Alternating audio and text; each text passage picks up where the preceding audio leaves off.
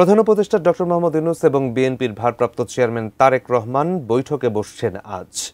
বাংলাদেশ সময় দুপুর ২টার দিকে এই বৈঠক অনুষ্ঠিত হওয়ার কথা রয়েছে। সরকার এবং বিএনপি উভয় পক্ষই বলছেন এই বৈঠকটি বাংলাদেশের রাজনীতির জন্য গুরুত্বপূর্ণ। নির্বাচনের তারিখসহ বেশ কিছু বিষয় নিয়ে অন্তর্বর্তীকালীন সরকার এবং বিএনপির মধ্যে সম্প্রতি দূরত্ব বেড়েছে। এমন পরিস্থিতিতে লন্ডনে হতে যাচ্ছে সরকার প্রধান ডক্টর মোহাম্মদ ইউনূস এবং বিএনপির শীর্ষ নেতা তারেক রহমানের বৈঠক। বাংলাদেশের প্রত্যেকটি মানুষ এই মিটিংয়ের অপেক্ষায়, যেহেতু দুজনেই বাংলাদেশকে ভালোবাসে, বাংলাদেশের জন্য, বাংলাদেশের মানুষের জন্য একটি সুফল বয়ে আনবে এবং ওয়েট ফর পজিটিভ সামথিং।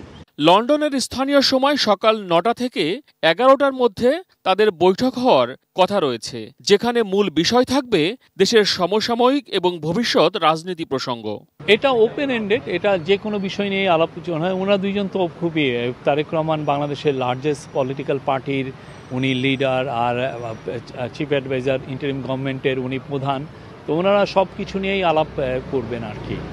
এবং আমরা মনে করছি যে এই মিটিংটা খুবই ফলপ্রসূ হবে এবং এইটা একটা পজিটিভ মেসেজ আমরা দেশে দিতে পারবো। ভিশন এসি নিয়ে এলো মানিব্যাগ গ্যারান্টি অফার।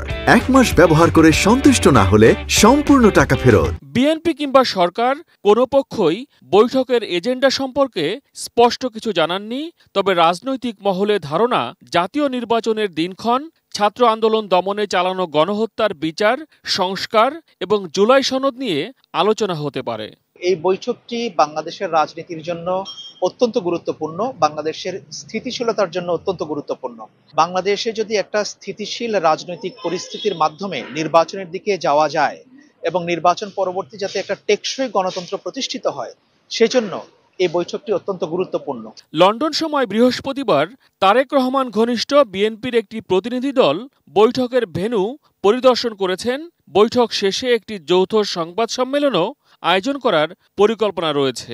বিএনপির যে ইউকে ইউনিটের যিনি সেক্রেটারি কৌসার চৌধুরী উনি এসেছিলেন, আর তারেক রহমানের খুব ঘনিষ্ঠজন গিয়াসউদ্দিন রিমন এসেছিলেন। ওনারা এসে প্রস্তুতি দেখে গিয়েছেন। 9টা থেকে মিটিংটা শুরু হওয়ার কথা এবং 9টা থেকে এটা ওই সময় তারেক রহমান এবং আমাদের চিফ অ্যাডভাইজার এনাদের 1-to-1 মিটিং হওয়ার কথা, বাট এটার পরে যে অন্যান্যরাও জয়েন করতে পারেন। মহসিন কবির, এটিএন নিউজ, ঢাকা।